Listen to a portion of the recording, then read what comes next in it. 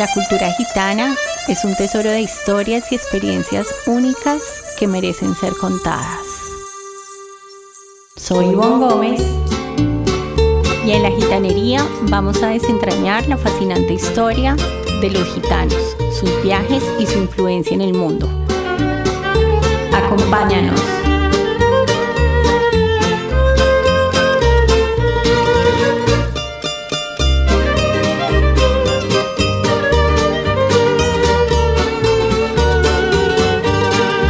Hola amigos, bienvenidos a este nuevo episodio de La Gitanería. Qué bueno que estén acá acompañándonos esta semana.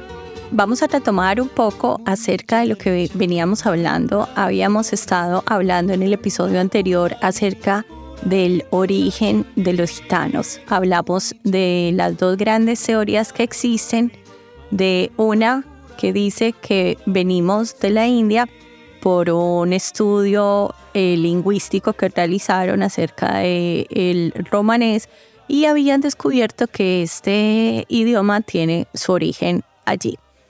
La otra gran teoría, que es con la que más nos sentimos identificados nosotros los gitanos, es acerca de que somos una de las tribus perdidas de Israel.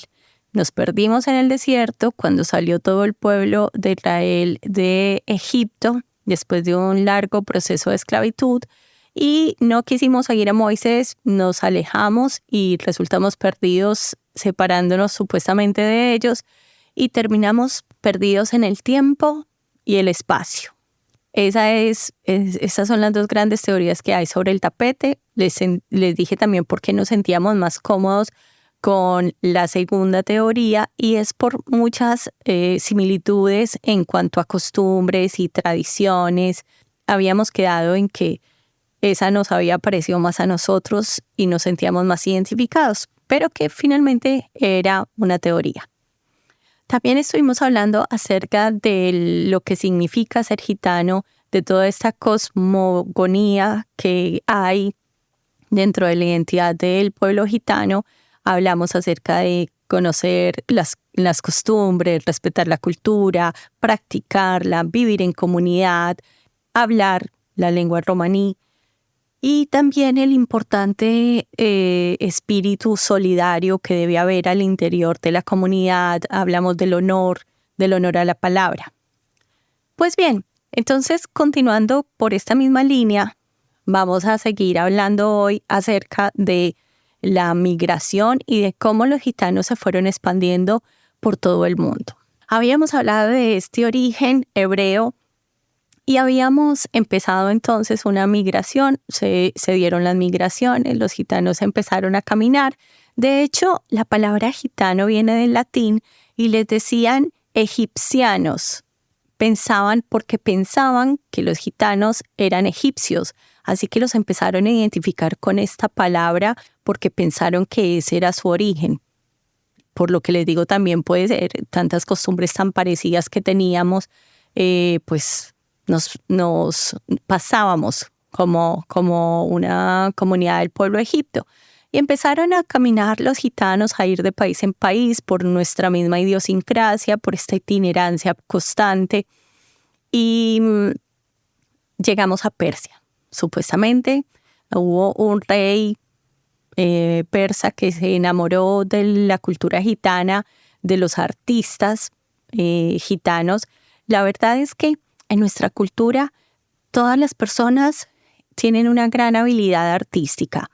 Puede ser en la música, puede ser en el que no toca un instrumento, toca varios, el que no toca varios canta, el que no canta es muy bueno contando historias, el que no es artesano del cobre, el que no tiene un gran don con los caballos.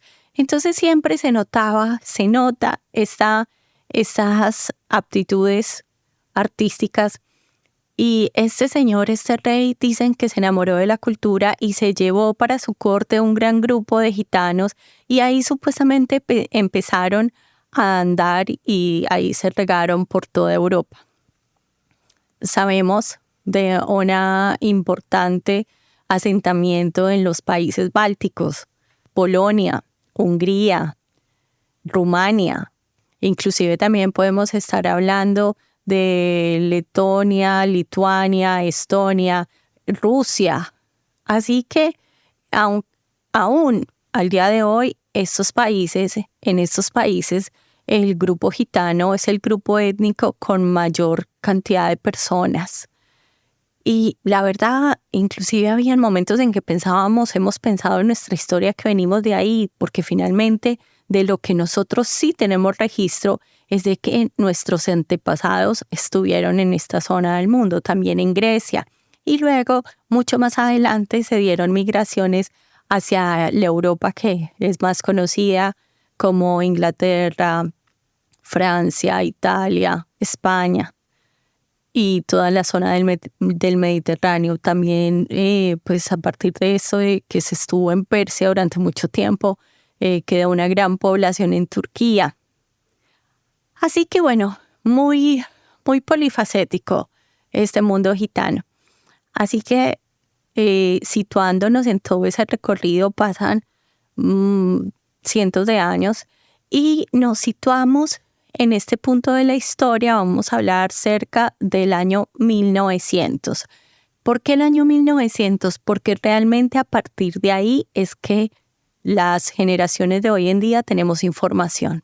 Tristemente, antes de esto no tenemos idea de nada, absolutamente de nada. Lo que sabemos es por lo que han escrito, como les comentaba, personas que no son gitanas.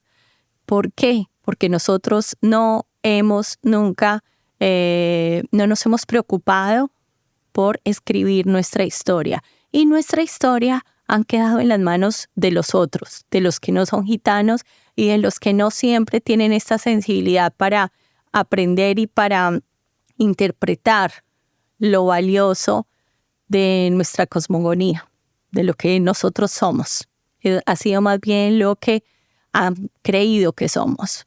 Un problema, pero pues esta es nuestra triste realidad, una historia perdida en el tiempo.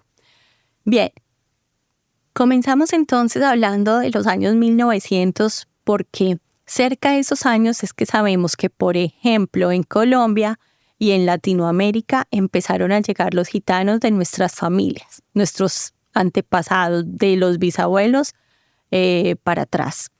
Así que yo les hablo y les cuento más o menos la historia de dos clanes que son las familias a las que pertenezco y que mi abuela y mi abuelo pudieron contarle a mi padre más o menos lo que ellos sabían. ¿Por qué digo más o menos? Porque mi padre ya nació acá en Colombia, venía de una familia de padres de diferentes clanes, papá de un clan, mamá de otro, ella rusa y él francés, y viajaron en épocas diferentes hacia las Américas. Así que bajo este contexto podemos empezar a dibujar un panorama histórico más aterrizado a lo que es una realidad y no pensando más en lo que pudo ser. Así que hacia 1900 ya estaban pasando en el mundo, habían muchas jugadas geopolíticas en el ambiente, se había empezado a deteriorar todo el Imperio Otomano. Nuestras familias vivían Francia, Rusia, Hungría, Grecia. Así que estos países ya habían muchos rumores, habían muchos problemas, habían guerras, habían hambrunas. La era del zarismo estaba finalizando, ya habían muchos problemas, muchas guerras allí en esta zona. Así que comienzan los gitanos a ver más que nunca la necesidad de migrar. Siempre la tuvieron y por eso eran itinerantes, pero el gitano ha sufrido mucho históricamente por la discriminación. Fueron masacrados, fueron discriminados y yo supongo que ya habían llegado a un límite donde ya no había paz, un lugar de paz donde pudieran vivir y de ofrecerles a sus hijos pues un futuro más prometedor, de más paz.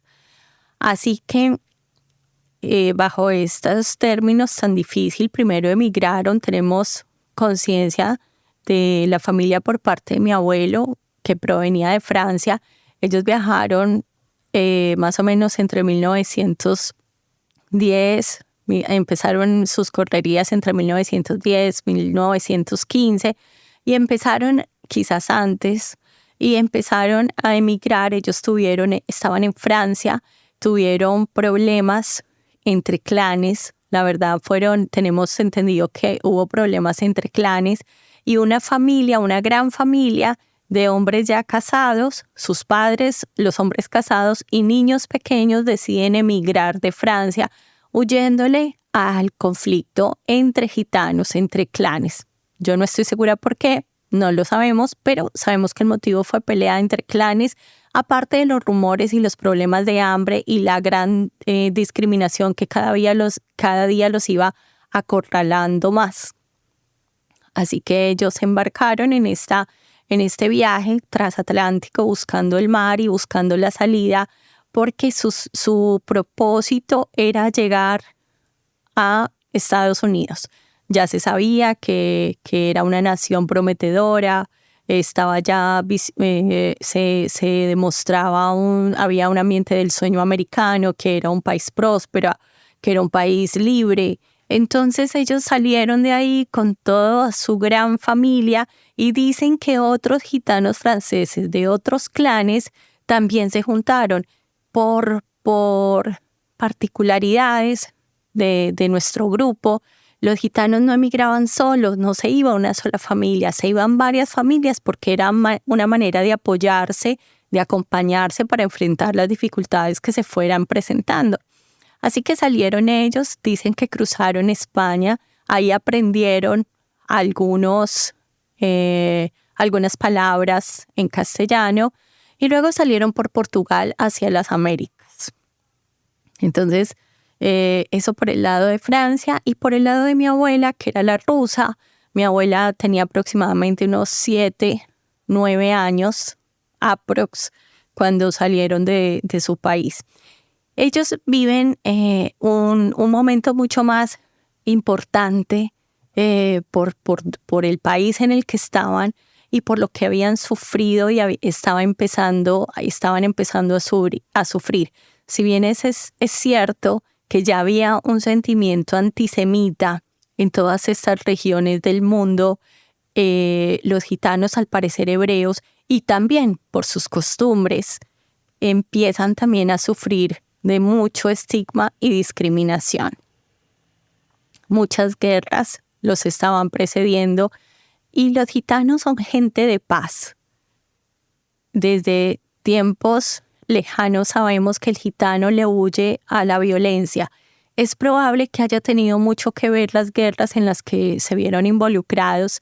Dicen que fueron guerreros hace 1000 años atrás. Los gitanos no sabemos, puede ser.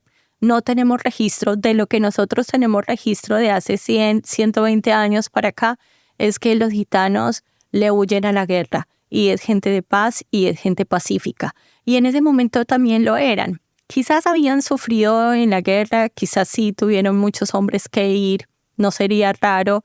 La historia europea está llena de batallas y es muy probable que hayan sido reclutados muchos hombres y muchos jóvenes y que se hayan perdido muchas vidas. Así que la familia de mi abuela, en medio de ese contexto tan importante y tan dramático, y también en medio de escasez y de la necesidad urgente de salir de Rusia, con el nazismo a las puertas y ya esta persecución, surge la necesidad de salir de allí y empiezan ellos también su peregrinaje.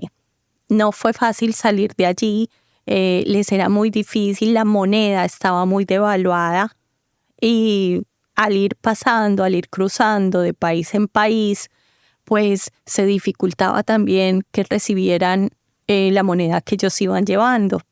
Se hace entonces cada vez más importante tener una moneda tal vez que fuera un poco más, que les permitiera mayor versatilidad con sus viajes, y a veces pues recurrían al oro como para comprar alguito de oro y luego cruzar a otro país y poder venderlo allí. Quizás es muy probable que esto haya pasado, contaba mi abuela. El caso es que con muchas dificultades y después de un largo peregrinaje por toda Europa, llegaron a Portugal y ahí se comunicaban con un muy mal español y con un portugués, seguramente también unas muy pocas palabras de conocimiento que tenían de la lengua portuguesa. Dijeron que querían ir también hacia Norteamérica. La familia francesa quería llegar a México. Estos manifestaban que querían llegar a Norteamérica, pero no sabemos. El caso que se subieron a los barcos y en esa travesía tan compleja, habían también muchas familias diferentes, no solo la de mi abuela, sino varias familias que venían de Rusia. No significa que todos los gitanos sean parientes.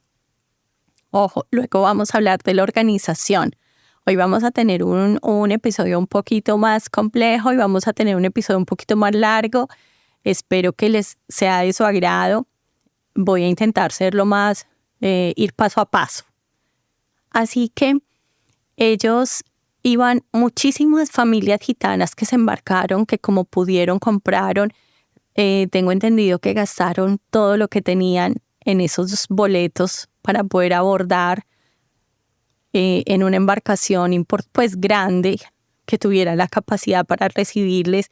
Y también sé que no andaban en primera clase. Era muy difícil viajar, muy costoso viajar familias enteras, desde ancianos hasta bebés de brazos. Así que muchos iban en tercera clase, se enfermaron, la falta de ventilación en estas zonas del barco. Y la verdad es que mi abuela era pequeña, pero sus padres y sus hermanos y sus tíos muy poco quisieron contar acerca de esta situación. Lo único que ellos contaron de ese viaje transatlántico tan difícil fue que perdieron vidas, perdieron seres queridos. Fue un viaje con una carga emocional muy fuerte porque venían con mucha tristeza de perder vidas, de perder familias enteras masacradas, que habían sido matados en campos de concentración, no solamente en Auschwitz, sino en muchos otros. Yo no tengo a mano realmente los nombres de los otros campos de concentración donde se enteraron que sus familias y que sus parientes estuvieron, pero fue muy complejo, muy triste la situación de los gitanos en Europa para esta época del mundo. Y además, la verdad tampoco era nuevo, como les dije. No fue algo que pasó solo hacia 1900. Acá voy a hacer un paréntesis en la narración del viaje y quiero contarles, hay van a encontrar muchísima información acerca de, por ejemplo, Vlad el Empalador, el famoso conde Drácula.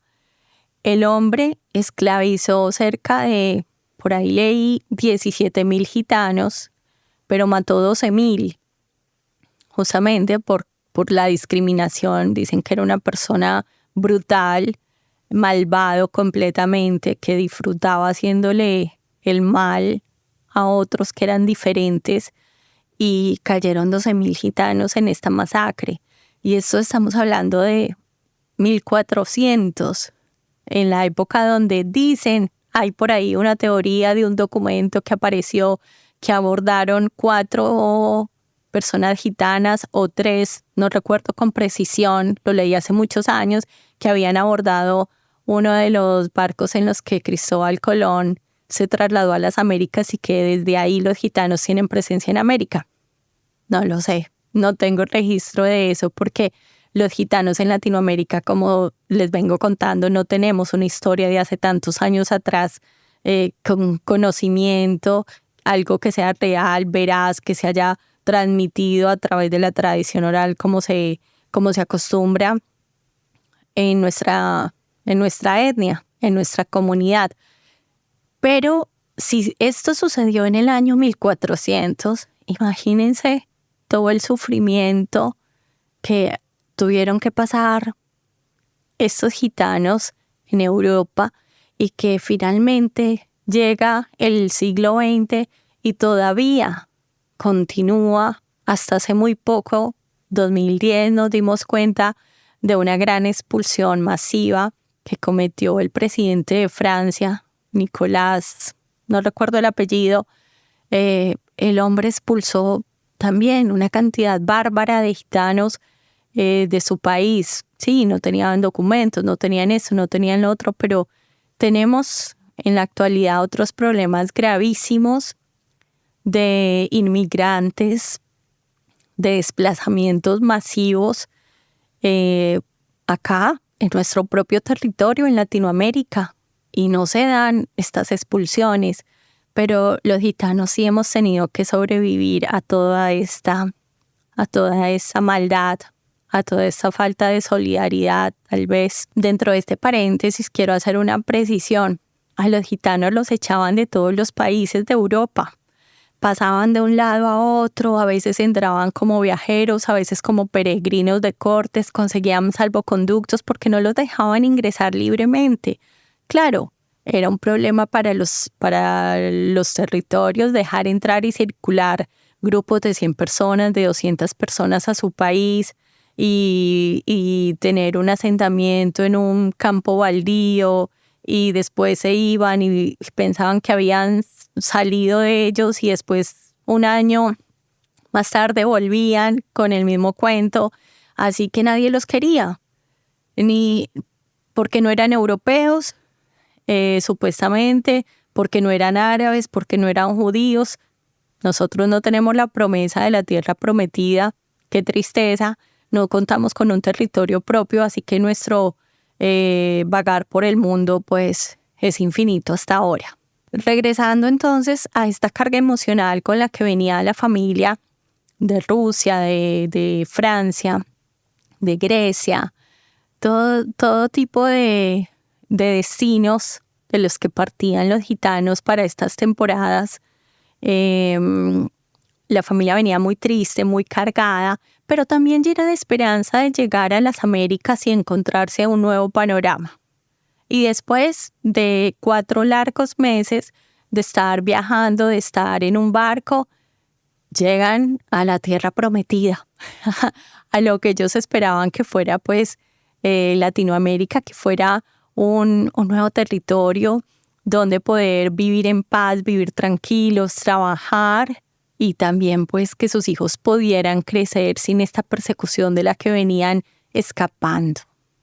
La idea con este programa también es que empecemos a recoger todas estas historias de vida, historias de familia, y vayamos creando y vayamos hilando poco a poco de cómo llegaron los gitanos a América, y que no suceda lo que pasó cuando salieron quizás del continente asiático o africano o otras migraciones que no están escritas por los propios gitanos. Bueno amigos, se nos pasó el tiempo súper rápido, pero les agradezco enorme su tiempo. Valoro muchísimo la dedicación que están teniendo para conectarse, para escucharme. Les mando un abrazo gigante. Espero que me acompañen para el próximo episodio. Seguimos con el asentamiento nuevo en Latinoamérica y en América. ¿Dónde llegaron exactamente? ¿A qué países? ¿Cómo hicieron para sobrevivir en un mundo con un nuevo idioma, sin dinero, con pocos recursos? Y bueno, llegar a unos territorios completamente nuevos y distantes a lo que ellos conocían. Luego vamos a seguir hablando de esto, de los clanes, de los linajes, y hay mucho por contar. No se pierdan nada. Que mi amigo incondicional los bendiga y nos escuchamos a la próxima.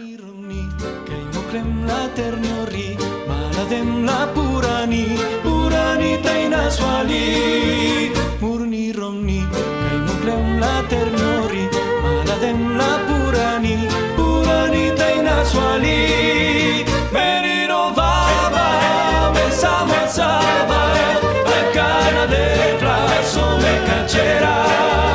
Menino baba, Summer, summer.